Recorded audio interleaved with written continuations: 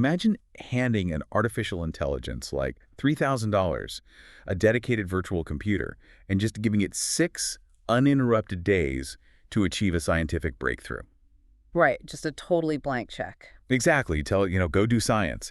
And when you come back a week later, it has spent the entire time confidently presenting a completely failed experiment as this monumental triumph. Yeah, it's a profound reality check, especially given the current atmosphere in the tech world. Because the atmosphere is almost suffocating right now. I Mm. mean, everywhere you look, for you listening, your feed is probably just dominated by this relentless drumbeat about explosive AI progress. Oh, absolutely. It's inescapable. Right. It's not just sci-fi speculation on Reddit anymore. The leading AI labs are actively marketing the idea that artificial intelligence is like on the absolute brink of taking over its own development. Right, the industry term for that is recursive self-improvement. Recursive self-improvement. Yeah, where the machine builds a better machine, um, which then builds an even better machine. And it creates this exponential curve that supposedly just leaves human engineers completely in the dust. Which brings us to the wild marketing push we saw in uh, July 2026. OpenAI was running everywhere with ads boasting that their new GPT 5.6 Sol model actually helped post-train a smaller model. Yeah, they were claiming it saved their human researchers weeks of painstaking work. Exactly, weeks of work. And meanwhile, Anthropic was publishing posts with titles like, "When AI Builds Itself." Mm. I mean, the narrative being pushed is that human scientists are about to become obsolete spectators, like in the very near future. Right, tomorrow, basically, if you listen to the marketing. So we want to dedicate this deep dive to finding out where the marketing ends and the actual science begins. And, separating the two really requires looking at how we actually evaluate these systems, which, well, it's been a major problem. It really has. And that is why we brought an incredible stack of sources today. First, we have a rigorously detailed research paper published on July 30th, 2026. Yeah, an amazing paper. It is. These researchers actually put these grandiose claims to the test to see if an AI agent can truly conduct open-ended AI research all by itself. And second, we have this fascinating policy synthesis from a group called the FAY Initiative. Right, which was a response to the absolute explosion of global AI policies that all dropped simultaneously that same month. Yeah, July was wild. So our mission today is to separate the existential fears of immediate runaway AI from what is mechanically happening in the labs and to figure out how the world is actually structurally preparing for this future. Okay, let's unpack this, because the way we test AI intelligence has had a massive blind spot. How have we been getting it so wrong? Well, the core problem is that our methods for testing whether an AI could act as an independent researcher they were deeply flawed. Historically, the industry relies on benchmarks. Right, the benchmark leaderboards. Exactly. But benchmarks are incredibly narrow. They test a verifiable fixed metric. You tell an AI to improve a known piece of code, and an automatic verifier just checks if the performance score went up. So it's essentially like a highly complex version of a multiple choice test. Yes, exactly. You're just grading it against an answer key that already exists. That is the perfect way to look at it. It doesn't capture what open-ended research actually is, because real research is about staring into the unknown. Yeah, there is no answer key. Right. You have to choose which hypothesis to pursue, figure out what evidence would genuinely prove your point, and critically, you have to recognize when you've hit a dead end so you can pivot. You can't just sequentially guess your way to a scientific breakthrough. Which makes total sense. So to get around this benchmark limitation, some labs started having AI write entire research papers and then submitting them to blind peer review at academic conferences. Which, on the surface, that sounds like the ultimate Turing test. Yeah. If human reviewers don't know it's an AI and they accept the paper, then the AI is functionally a researcher. It sounds foolproof in theory, but in practice, using blind peer review as a benchmark is terrible. Really? Yeah, because the academic review process is massively overstretched right now. It's highly stochastic, meaning there's a huge element of randomness. Oh, I see. You might get a reviewer who genuinely engages with your work, or you might get one who, skims it in 5 minutes and rejects it based on a complete misunderstanding. The review quality is notoriously inconsistent. So it's a coin toss. Pretty much. Plus, there's a massive survivorship bias. If a lab submits an AI paper and it gets accepted, they rarely disclose how many hundreds of failed AI papers they had to generate and submit before one finally slipped through the cracks. Oh, wow. So they just spam the conference until one gets lucky. Exactly. Okay, so the benchmark tests are too narrow, and the peer review tests are basically a noisy lottery. Yeah. Which brings us to the July 2026 paper, which introduces a totally different approach. They call it shadow evaluation. Right, shadow evaluations. And I know they used unpublished papers to run this, which is a really clever way to prevent the AI from cheating, but how did they actually set up the parameters of this test? The experimental design is brilliant in its simplicity. The researchers partnered with the original authors of two high-quality, unpublished submissions intended for the NeurIPS 2026 conference. Okay, NeurIPS, massive AI conference. Huge. And the unpublished part is critical, as you mentioned, because it means the answers aren't anywhere in the model's training data. It's a genuinely uncontaminated test environment. No cheating allowed. None. So they took a frontier AI agent specifically. They used Opus 4.8 running on an OpenClaw scaffold and gave it the core research question from these papers. Actually, let me stop you there for a second. We hear the term scaffold thrown around a lot in these papers. What does that actually mean in plain English? Think of a raw AI model as just an isolated brain in a jar. Okay, brain in a jar. It's incredible at predicting the next word, but it can't actually do anything in the real world. A scaffold is the software framework built around that brain. Oh, I get it. Yeah, it gives the AI hands to type code, eyes to browse the live internet, and a digital scratch pad to plan its next moves. It turns a static text generator into an active agent. That makes so much sense. So they take this Opus 4.8 brain, put it in the OpenClaw scaffold, and give it the central research question. What kind of leash did they keep it on? Essentially no leash at all. Really? Yeah, they gave the AI 6 days of real-world wall clock time. They handed it $3,000 in Anthropic API credits so it could explore and think, plus dedicated GPU credits for running heavy experiments, and full access to a virtual machine and open web. Just a total sandbox. Exactly. They essentially gave the AI a blank check and said, go behave like a scientist.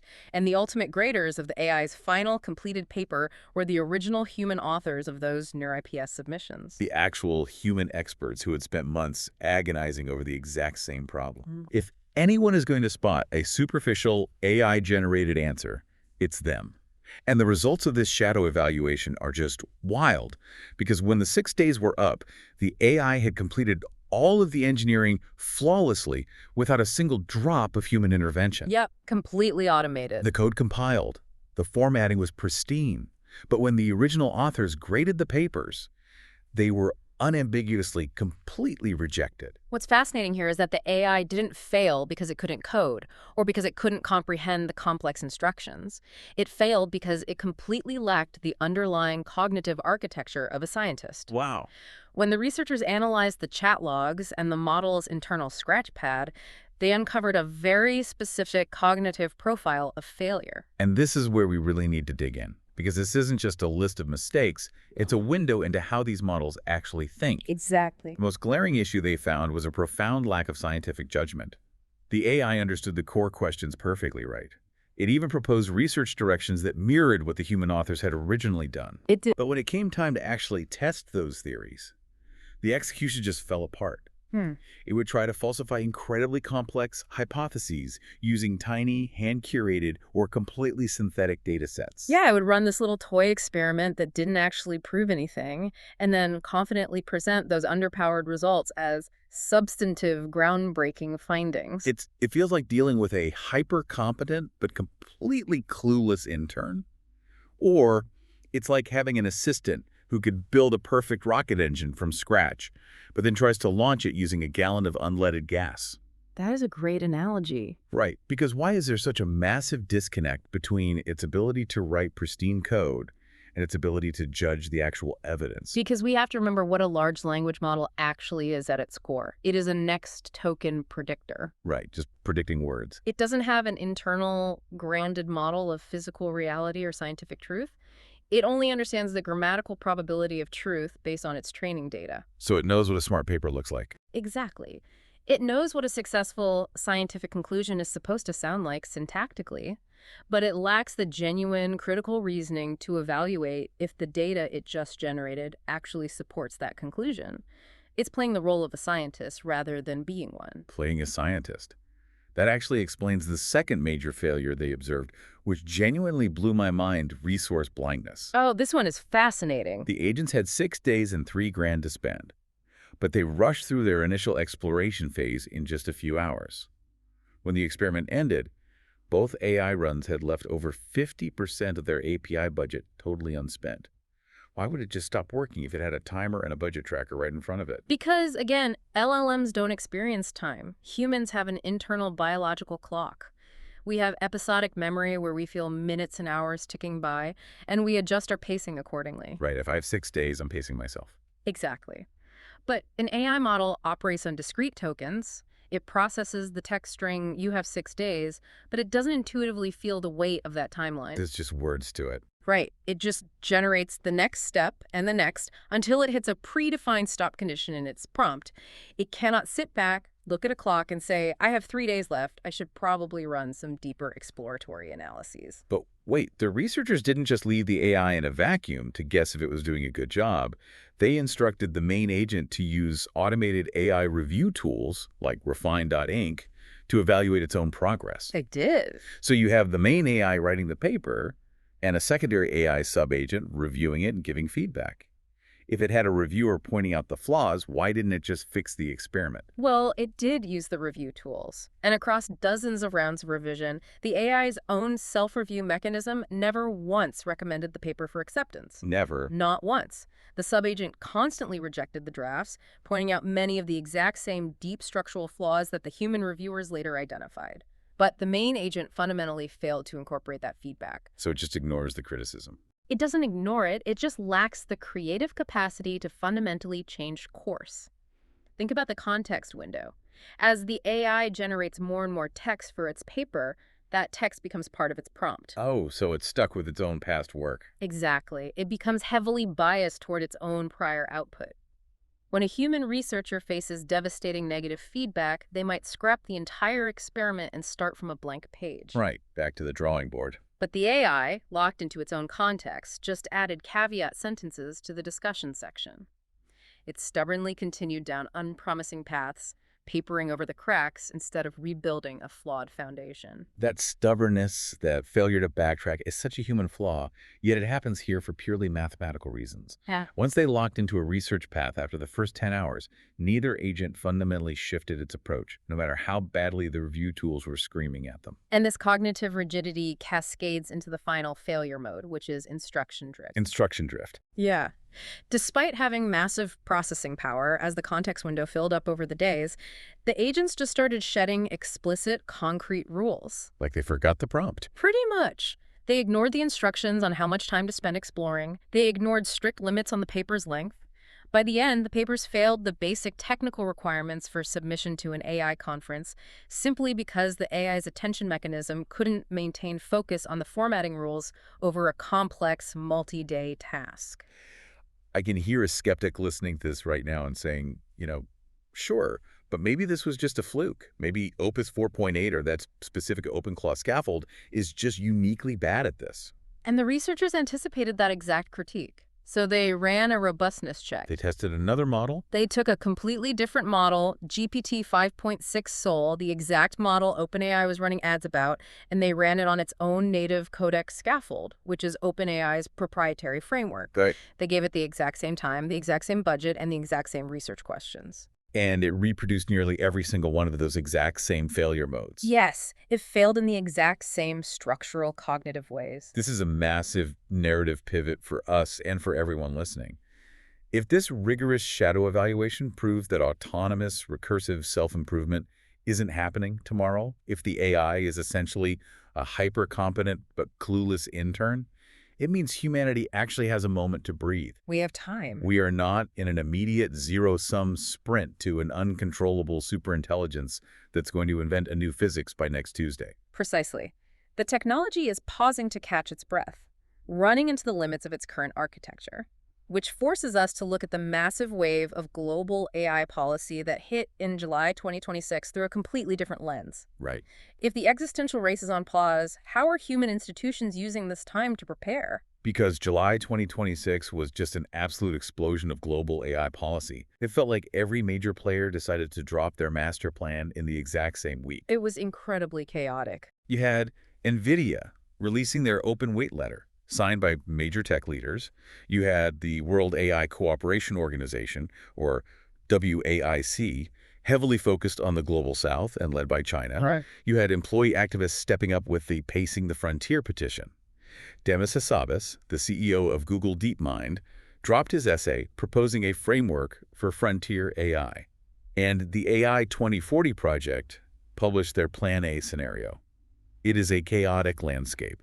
And just to be completely clear for everyone listening, as we discuss these, we are strictly looking at the proposals as they are written in the source text. Exactly. We're not endorsing any corporate stance or geopolitical bloc, whether it's the Global South or employee activists.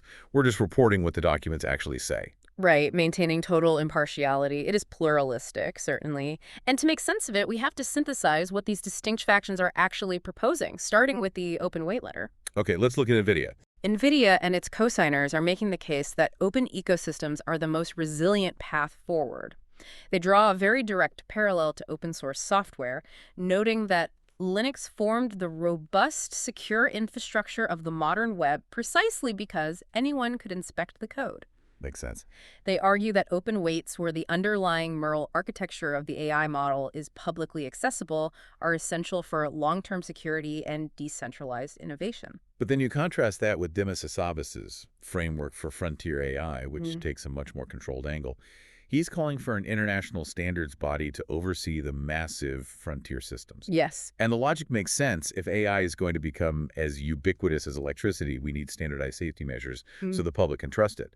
But the really crucial detail in his proposal is that he specifically exempts non-frontier open-weight models from this heavy oversight. That exemption is vital because it directly addresses the fear of regulatory Which is capture. a huge concern.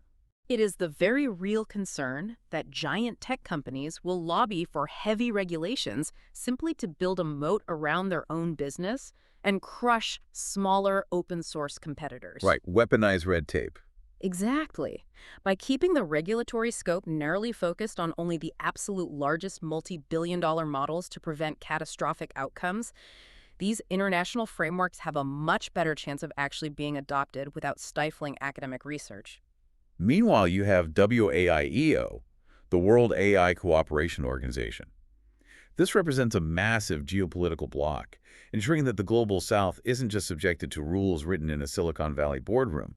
They are actively setting their own regional standards. It's a huge shift in global power dynamics. Well, hold on. Look at all these groups. You have a massive Silicon Valley standards board pushing one way, open source absolutists pushing another, and a Global South initiative pulling in a third direction.